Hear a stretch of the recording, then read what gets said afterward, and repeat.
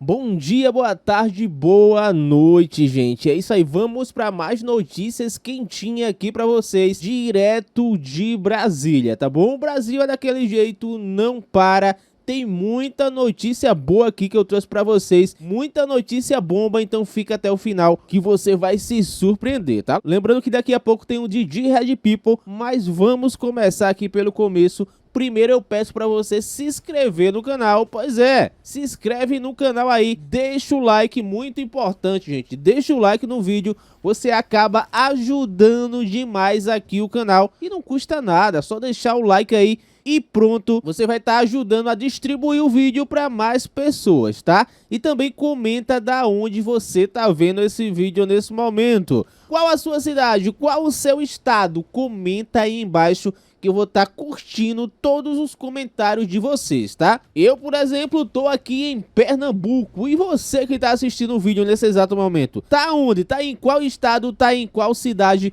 Comenta aí pra gente medir aqui a nossa audiência, tá? E lembrando novamente, eu vou estar curtindo todos os comentários de vocês. Compartilhe o vídeo, gente. Compartilhe o vídeo, que também é muito importante. Até porque estamos em ano de eleição. Vamos fazer que a notícia de direita chegue ao resto do povo, tá? Bom, vamos às notícias, gente. Vamos começar logo com essa bomba aqui. Pois é, olha só. A esposa do Alexandre de Moraes, pois é, aquela mesmo que recebeu aqueles 133 milhões do Banco Master. Pois é, o mesmo Banco Master que está envolvido aí em fraudes, que está envolvido no roubo dos velhinhos do INSS. Este mesmo Banco Master que o Alexandre de Moraes que deve julgar junto com o Toffoli, que também está envolvido. Pois é, mas agora a esposa do Moraes, gente, foi convocada pela CPI do crime organizado. É isso aí. E essa matéria aí virou notícia na Globo, depois se espalhou em todas as emissoras aí. Eu vou soltar aqui um trechinho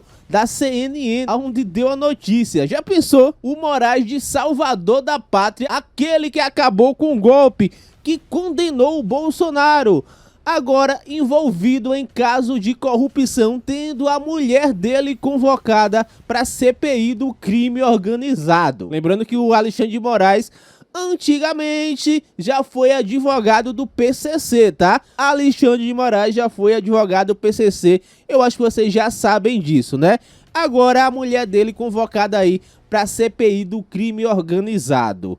Bora ver a notícia? Bora! Olha só. Do Caio Junqueira, é breaking news aqui na CNN Brasil e eu já coloco para vocês aqui em tela aquilo que diz respeito à esposa de Alexandre de Moraes. Atenção para a notícia que acaba de chegar, portanto, relator de CPI do crime organizado pede convocação de esposa do ministro do Supremo, Alexandre de Moraes. O senador também pediu quebra de sigilo bancário, sigilo telefônico da esposa de Alexandre de Moraes. Vamos acompanhar aqui então a notícia, a apuração que acaba de chegar à nossa redação por meio do Caio Junqueira. Senador Alessandro Vieira protocolou pedidos de convocação da advogada Viviane Barsi de Moraes, esposa do ministro do Supremo, bem como foi solicitado também a quebra de sigilo telefônico, bancário e fiscal. Vamos ver aqui o restante das informações. O pedido é justificado em razão do contrato fechado pelo escritório de Viviane com o Banco Master no valor de 129 milhões de reais. E nós temos aqui uma aspa, inclusive, do senador. A magnitude de tais cifras apresenta uma desconexão manifesta com a prática de mercado para o tipo de serviço prestado, como uma queixa-crime por calúnia, sugerindo que o contrato possa constituir um negócio jurídico simulado. Investigações da Operação Carbono Oculto apontam que o Banco Master teria sido capitalizado por meio de fraudes e recursos provenientes do tráfico de drogas operacionalizados por uma gestora, a antiga REAG, através da emissão de CDBs. É isso, gente. Alexandre de Moraes envolvido aí, junto com a mulher dele, nesse caso do Banco Master, organização criminosa. Quem diria, gente? Quem diria que o juiz salvador da pátria, da democracia, estava envolvido com essas coisas, né? O juiz que condenou o Bolsonaro, pois é, estava envolvido com crime organizado. Quem diria, gente? Quem diria? Agora vamos para mais notícia aqui, porque o Brasil é daquele jeito, não para, tá? A coisa tá tão feia dentro do STF, gente, que eles estão discutindo um contra o outro. Pois é, agora foi a vez do Alexandre de Moraes com o Fachin, que hoje é presidente do STF, tá? Mas agora estão brigando entre si, até porque temos aí o Alexandre de Moraes envolvido em vários crimes junto com a mulher dele, e também temos o Toffoli envolvido em vários crimes, e quem vai julgar esse crime é o próprio Toffoli, gente. É muita coisa, né, gente? É muita coisa pra cabeça da gente. Aí a gente vai lá, rouba, assalta o povo. Aí chegou a hora do julgamento, tá? Chegou a hora do julgamento. E quem é o juiz? Pois é, o juiz é quem roubou. Pronto, é desse jeito que funciona no Brasil. Mas olha só o pé de guerra que tá dentro do STF. Vamos ver aqui com o William Vac. Preste atenção. Supremo contra Supremo em público. Era só o que faltava na crise brasileira. 2 dias depois do presidente do Supremo designar até uma relatora para um código de conduta e pedir autocontenção no comportamento de seus integrantes, 2 dos ministros, no centro da crise causada pelo escândalo do Master, foram ao contra-ataque, alvejando o próprio presidente da corte.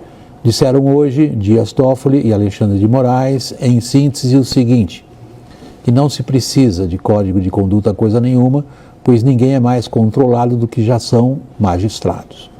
E voltaram a repetir que parte das críticas ao Supremo é resultado de ignorância, má-fé ou as duas coisas. No discurso com o qual abriu o ano do Judiciário há 2 dias, o presidente do Supremo fez uma alusão oblíqua ao furacão provocado pelo escândalo. Disse que os ministros são responsáveis por suas escolhas. E ouviu hoje, no mesmo plenário do STF, por Moraes e Toffoli, que os ministros jamais julgaram qualquer coisa na qual houvesse conflito de interesse. A fissura no Supremo ganhou áreas de fratura exposta, e o motivo é político. Na prática, o presidente da casa admite que o problema central é a percepção pública do papel do Supremo e seus integrantes, não só no caso do escândalo Master.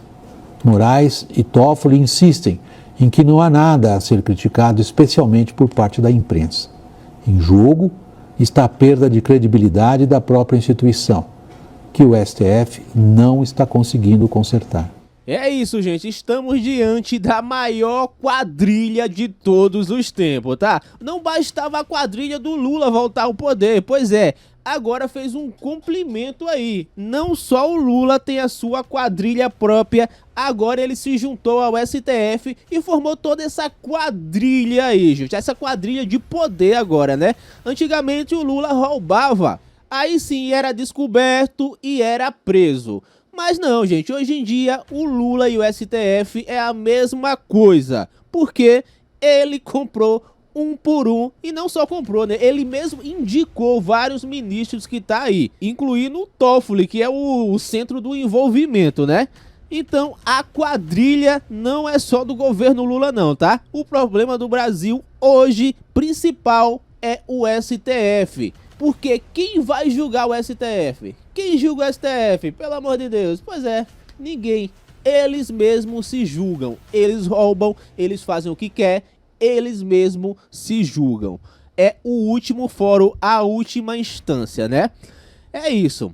Bom, mas olha só. Esse deputado aqui, gente, deputado petista, ele criou uma fake news nas redes sociais. Deixa eu até dar um zoom aqui pra vocês. Cadê? Aqui. Ele criou uma fake news na rede social com a imagem de IA juntando Bolsonaro com uma foto, sabe com quem? Com o ladrão do Vorcaro. Pois é, o Vorcaro que era o dono do Banco Master. Imagem criada por IA. Olha só os desesperos do petista para tentar acusar o Bolsonaro. Coitado que já tá preso lá, acusado injustamente pelo Alexandre de Moraes, que é o verdadeiro bandido e tá se descobrindo hoje, né? Mas ele criou tentando também jogar a culpa para o Bolsonaro. Olha só o momento que foi descoberto e olha só a cara dele. Preste atenção. O Brasil para bancada fake news. Ali que vem aqui e mente descaradamente. Aliás, tem que fazer uma produção de inteligência artificial para atacar o presidente Bolsonaro, porque como não encontram nada, aliás, o presidente Bolsonaro está preso hoje, é um atestado de honestidade. Porque o que tem de bandido nesse país, nesse governo, tá claro. E aí, como não tem como atacar, tem que produzir através da inteligência artificial uma ligação do presidente Bolsonaro com o banqueiro laranja que distribuía propina para a turma do PT. Hoje, inclusive, no Estadão, colega Luiz Lima, tá lá que o presidente do Banco Central do Lula se reuniu 17 vezes com o Vorcaro. Tenho certeza que o deputado Fake News vai postar na sua rede. Eu não vou poder ver, presidente, porque ele me bloqueou. É um leão aqui, né? Uma águia, incomoda todo mundo, mas chega na hora, líder Marinho, de nós debatermos no Twitter e ele vai lá e bloqueia. Claro, não tem argumento, tem que se esconder. Então eu vou citar o nome do deputado Rogério Correia, o deputado Fake News, para que ele possa usar o artigo 14 e dizer para todo o país o porquê que ele produziu uma peça fake, produzida por inteligência artificial, para juntar o presidente Bolsonaro ao Vorcaro e por que ele me bloqueou. Enquanto isso, é o mesmo deputado Brasil que não quer mostrar para você, brasileiro, que aquele dinheiro que era roubado do seu pai, da sua mãe ou do senhor ia direto pro bolso do filho do presidente da República. Aí ele não faz montagem. Aí ele finge que não existe. E vem aqui com nova fake news. Ah, não, que agora é o Flávio que tá envolvido. Tem que criar vergonha na cara. Obrigado, presidente. É isso, gente. Esse daí é o estilo do PT, né? O estilo dos deputados do PT. Fake news atrás de fake news. E tem muita gente que acredita, tá? É assim que eles trabalham. Bom, mas vamos a mais um aqui. E acredite se quiser, gente. É bizarro essa notícia que eu vou dar agora pra vocês. É bizarro e vem de quem? Coisas bizarras vem do PT e vem do Lula, né? Lógico. Olha só que notícia bizarra, gente. Justo dele. Olha só.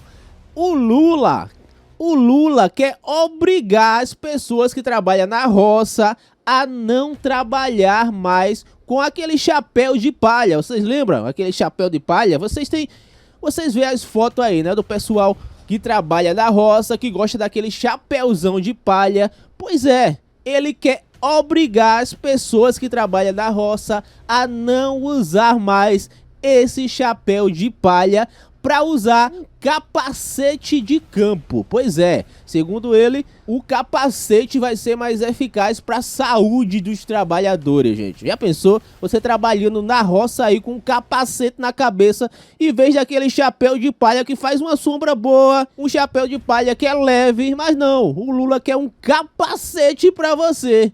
Olha só, eu não tô dizendo para vocês, é bizarro. Olha só a notícia. Olha, o Lula agora quer que o homem da área rural deixe de usar o chapéu para usar em seu lugar um capacete. Cara, isso é uma piada, né? O Lula não está preocupado com o feminicídio que cresceu no governo dele, com o índice de estupro que cresceu no governo dele. Não está preocupado com o envolvimento de filho, de irmão, no escândalo da roubalheira do INSS. O Lula não está preocupado com o escândalo do Banco Master, que envolve ministros do governo dele, pessoas de ponta do PT, do partido dele, do STF, do próprio Congresso Nacional. Não. A preocupação do Lula no Brasil é tirar o chapéu do morador da área rural e, no lugar do chapéu, colocar um capacete. E não é piada, não. E ainda diz o seguinte, ó, o uso, não está proibido o uso do chapéu, mas o uso do chapéu não pode fazer com que ele deixe de usar o capacete. Coitado, gente, imagina o cidadão, porque se não usar o capacete vai ter multa. Agora imagina o homem da área rural, cara, que aquele chapéu é uma indumentária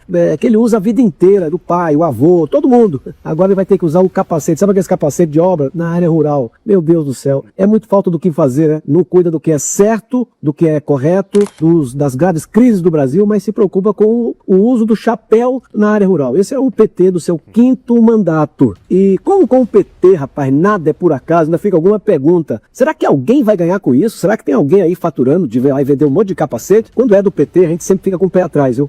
É desse jeito, gente. Eu falei pra vocês que era bizarra a notícia. Pois é, tá vendo aqueles capacetes de pedreiro, de obra de construção? Pois é esse tipo de capacete que ele quer substituir pelo chapéu de palha. Ou melhor, substituir o chapéu de palha por esse tipo de capacete, gente. É muito bizarro, gente.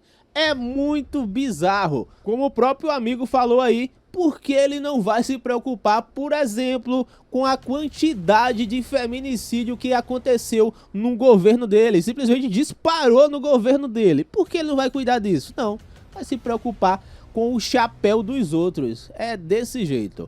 Bom, agora olha só, gente, esse aqui é o Alcolumbre. Pois é, eu trouxe ele dançando no vídeo anterior, tá? Mas ele agora foi vaiado pelo seu próprio povo na sua própria cidade, lá no Amapá, tá? Ele que é o nosso presidente do Senado. E por causa dele que não tem impeachment dos ministros do STF, tá? Olha só a situação dele. O prefeito, o ex-prefeito Bess, passou 8 anos trabalhando e ele plantou muitas sementes. E o prefeito Fulano continua. Por gentileza, vamos respeitar. O prefeito. É isso, o Alcolumbre foi vaiado na sua própria terra. Agora me diz aí, esse cara ganha mais pra quê, gente? Pois é, esse tipo de coisa que acontece quando se junta com o sistema. Simplesmente o povo dá um pé na bunda e é isso. Bom, agora a gente vai a mais notícias e mais comentários com ele, Didi Red Pill, que vai trazer algumas novidades pra gente. Preste atenção, já vou passar aqui direto pra ele, tá? Fala, Didi. Escritórios de advocacia de ministros, quer dizer, ligado a ministros da Suprema Corte e também de outros tribunais superiores, que parece que recebem sem trabalhar.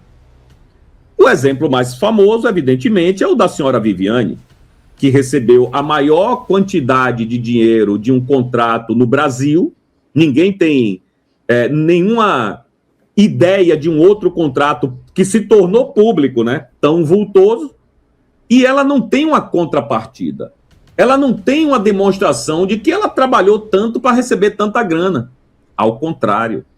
O único trabalho que ela fez para o Banco Master, ela perdeu a causa. Acredite. Ela perdeu a causa. No único que é rastreável, no único que você consegue provar que o escritório trabalhou.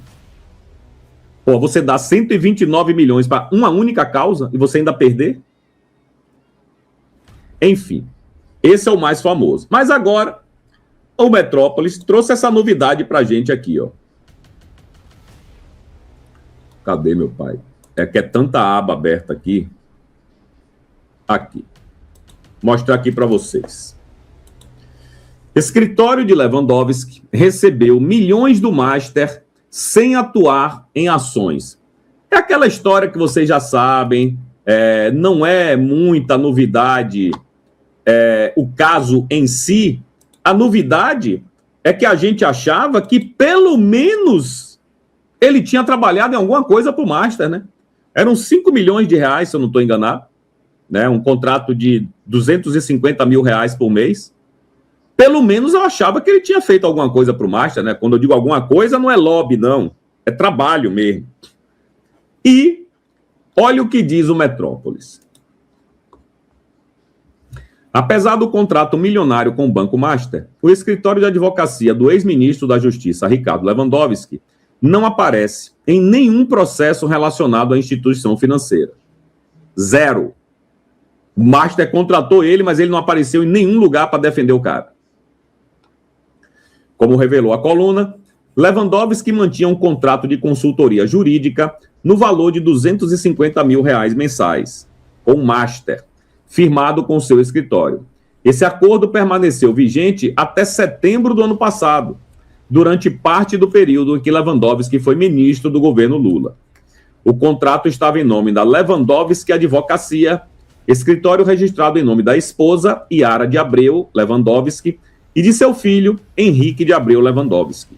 Nenhum dos dois, contudo, atuou oficialmente como advogado em processos ligados ao banqueiro Daniel Vorcaro e suas empresas. Em nota, Lewandowski confirmou a contratação do escritório para serviços de consultoria jurídica.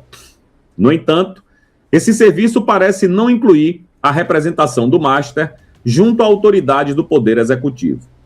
Durante o período do contrato, a única reunião registrada de Henrique, o filho, com a autoridade pública ocorreu em maio de 2024.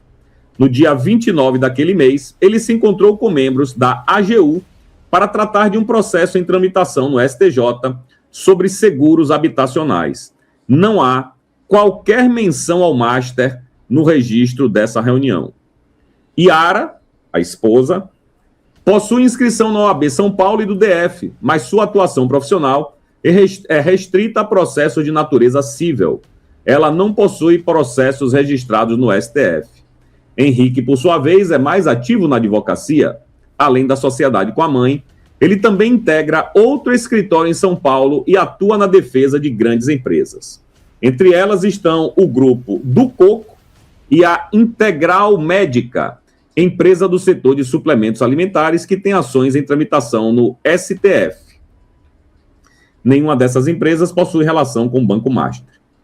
O contrato entre o Master e Lewandowski, Advocacia, foi assinado em 28 de agosto de 2023 e os pagamentos prosseguiram até setembro de 2025. Bom, mais do mesmo, né, galera? Mais do mesmo. Aquela velha história se repete agora com Lewandowski. Ele é contratado pelo Master, mas não defendeu o Master. A senhora Viviane, contratada pelo Master, por uma fortuna incalculável, só defendeu o Master em uma causa e perdeu. E isso, evidentemente, que levanta diversas especulações. As pessoas começam a pensar, né? Outras coisas. Pô, será que ele contratou mesmo o Lewandowski para isso? Ou ele contratou o Lewandowski, é uma suposição, para blindá-lo? Não esqueça, Lewandowski era o chefe da Polícia Federal. Chefe da Polícia Federal. Agora imagine que Lewandowski... É só uma suposição, gente. Não estou dizendo que aconteceu, porque no Brasil isso nunca vai acontecer. Imagine se Lewandowski sabe, porque ele é o chefe, de alguma ação da Polícia Federal contra o cliente dele. Será que ele avisaria ao Vorcar? Será que ele avisaria ao Vorcar? Se ele soubesse de alguma coisa? Não sei. Mas esse tipo de contrato gera esse constrangimento, gera essa hipótese, né? Você começa a pensar várias coisas que podem ter acontecido. E como eu disse, Lewandowski não é o primeiro, não vai ser o último. Não vai. Beleza? Bom, calma que não acabou não. A Elisa Robson disse o seguinte: coincidências milionárias. Escritório de ministro recebe milhões sem atuar. Esposa de ministro recebe milhões sem atuar. Mas o problema, claro, é quem pergunta. Questionar vira fake news, ataque à democracia e desinformação. Tudo absolutamente normal. E eu acho que esses ataques que a direita está sofrendo nas redes sociais, principalmente nos canais do YouTube, é por causa disso. É por causa que a gente tenta descortinar, falar o que está acontecendo nas entrelinhas, mostrar para vocês a verdade dos fatos, e não aquilo que sai no Jornal Nacional, não aquilo que sai no Globo. E olhe que, ultimamente, o Globo tem até batido um pouco, né, na Suprema Corte. Ninguém sabe por que essa revolta tardia. Porque nós fazemos isso há muito tempo. E quando eu digo bater na Suprema Corte, eu digo criticá-la. Como qualquer brasileiro tem o direito. Somos nós que bancamos todas as mordomias, eles são funcionários públicos, eles deveriam colocar-se no lugar deles e aceitar as críticas. Mas não. Como disse a Elisa, se você critica, você está atacando. É um ataque, inclusive, à democracia. Não é nem mais a instituição, é a democracia, algo etéreo e muito maior. Porque quando eles propositalmente se confundem com a instituição, é justamente para você não criticar ele. Porque ele está dizendo, você está atacando o Supremo. Digo, não, senhor, eu estou falando do seu CPF. Não estou atacando o Supremo, não. Eu estou falando do CPF. Mas aí ele mesmo se mistura com a instituição. Ele diz, não, eu sou a instituição. Se você me critica, se você me ataca, você está atacando a instituição. Logo, está atacando a democracia. Logo, o Uber Black da Polícia Federal vai bater na sua porta. Logo, você estará dentro do inquérito. E logo, você poderá estar preso. Porque você simplesmente criticou a Suprema Corte. Certo? Bom, vamos lá. Aí, só para lembrar, viu? Só para lembrar um pouquinho. Essa matéria não é de agora, não. Essa matéria já tem uns meses. Ela é de 1º de setembro do ano passado. Filho de Lewandowski advoga para a empresa ligada ao PCC, alvo da Polícia Federal, Ministério Público de São Paulo e Receita Federal. Eu nem vou ler a matéria, porque essa matéria, como eu disse, é de setembro do ano passado, mas é só para lembrar, só para revivar na sua cabeça que esse escritório Lewandowski, que é tocado pelo filho e pela esposa, também advoga para empresas ligadas ao PCC. E aí e nessa época ele era o ministro. Nessa época ele era o ministro da Justiça. Setembro do ano passado, ele era ministro da Justiça. E o escritório de advocacia do filho do ministro da Justiça do Brasil tinha laços com empresas ligadas ao PCC. Não sou eu que estou dizendo, não. Eu estou apenas pegando a matéria aí do Metrópolis. Rapaz, é inacreditável, cara. É inacreditável as coisas que acontecem no Brasil. É na cara dura. Já não fazem mais questão de esconder nada. Não fazem mais questão de dourar a pílula, de dar um verniz de seriedade. Não estão nem aí, não devem satisfação mais para a sociedade. Por quê? Porque os freios e contrapesos foram retirados. Se você não tem quem te julgue, se você não tem quem te aplique uma multa ou um carão, você, meu amigo, tá livre para fazer o que quiser, porra. Ou não? Se você não tem uma instituição para te fiscalizar, porque o CNJ não pode fiscalizar, a Receita Federal não pode fiscalizar, a Polícia Federal não pode te abrir um inquérito, nada. Vocês são intocáveis. Os ministros são intocáveis. O único que poderia fiscalizá-lo é um ladrão, que é o Bartoré, ladrão e cheio de pepino, cheio de rabo preso, jamais vai investigar quem poderia destruir a vida dele. E o Brasil fica nesse dia da marmota, dia da marmota, dia da marmota, dia da marmota, infindável, nesse looping infindável. Mas isso vai acabar. Isso vai acabar. E vai acabar esse ano. Eles gostem ou não gostem. Bom, aí, por incrível que pareça, olha o que o irmão do Lewandowski comentou. Aqui, ó. Eu peguei lá com a Flávia Ferronato. Aí, ó. Luciano Lewandowski, sócio fundador da AGBI Real Assets, Investimentos Private Equity. Bom, prezado Luiz Fernando Figueiredo, só não vê quem não quer. No Brasil não existe lei nem justiça. O Congresso é omisso e a corrupção em todos os níveis é desvairada.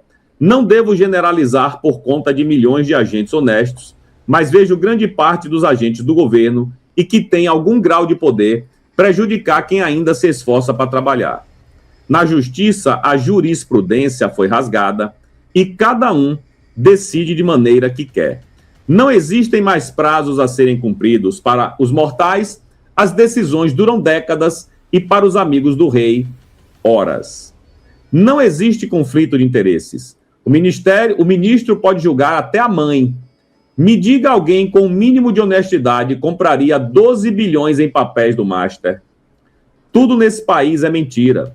E sobre o Brasil ter a menor taxa de desemprego da história, é muita cara de pau das pessoas que divulgam uma notícia dessas sem ficar vermelho. As instituições brasileiras estão falidas porque os eleitores não são informados que quem recebe Bolsa Família não entra nessa estatística como desempregado. Escrevo tudo isso para lhe dizer que, na minha opinião, o Brasil teria que começar do zero, mas, infelizmente, isso não vai mais acontecer na nossa geração. Falar do Master é chover no molhado. Atribui-se essa informação aí ao irmão do Lewandowski. E eu tenho essa informação como verdadeira porque veio da Flávia Ferronato. E ela está dizendo: se até o irmão do Lewandowski não acredita nas instituições, quem sou eu para acreditar? Será que ele vai ser preso também? Pois é, é tão inverossímil a parada que parece fake, né? Parece que alguém inventou isso aí, uma inteligência artificial, botou o nome do irmão do Lewandowski. Como eu disse, eu estou dando crédito porque vem de uma pessoa que merece o meu respeito, certo? Mas daqui a pouco ele vai negar ou não sei. Mas que é estranho, é estranho. Bom, vamos lá.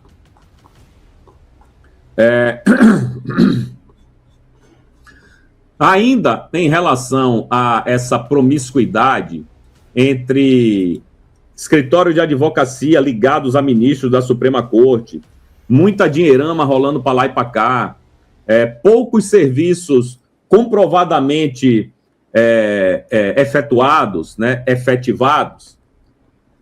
Olha isso aqui do Estadão.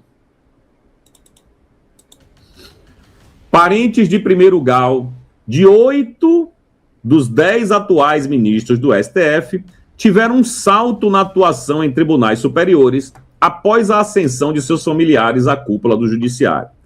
Bom, vamos seguir o fio, né? Vou diminuir aqui só para a gente ver. Aqui, ó. Zanin, Fachin, Gilmar, Cássio Nunes, Moraes, Toffoli, Dino e Fux. Advogados parentes de ministros do STF têm 70% dos casos na Corte e STJ após a posse dos familiares. Curioso, né?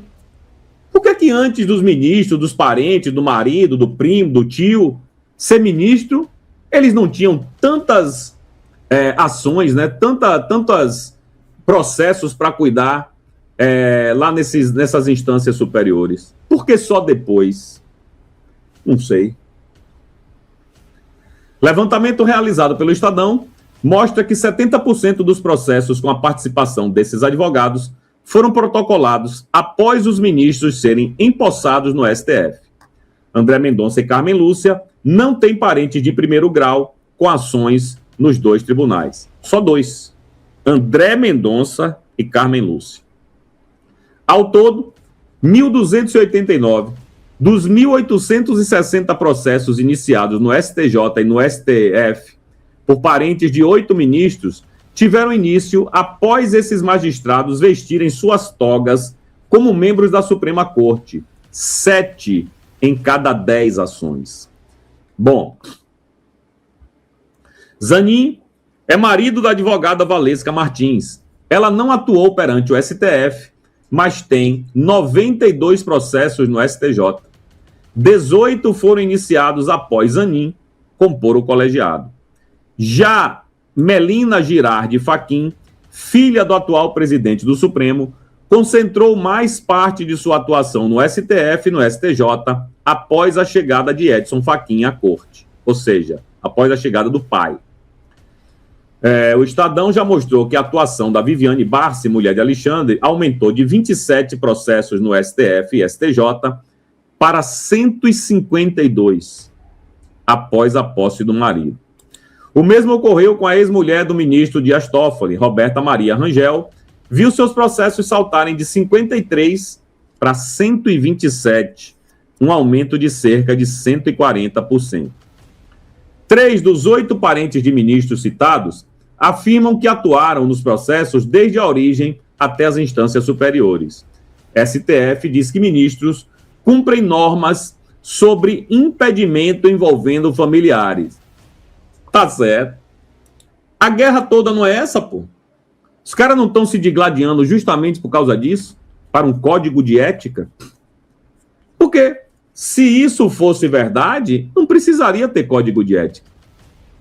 Simplesmente os ministros diriam, não posso, eu vou me sentir impedido. E outra, eles fazem isso.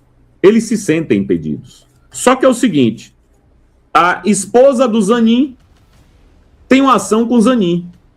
Aí Zanin diz, pô, eu me sinto impedido. Ok. Aí o processo passa para o Gilmar Mendes.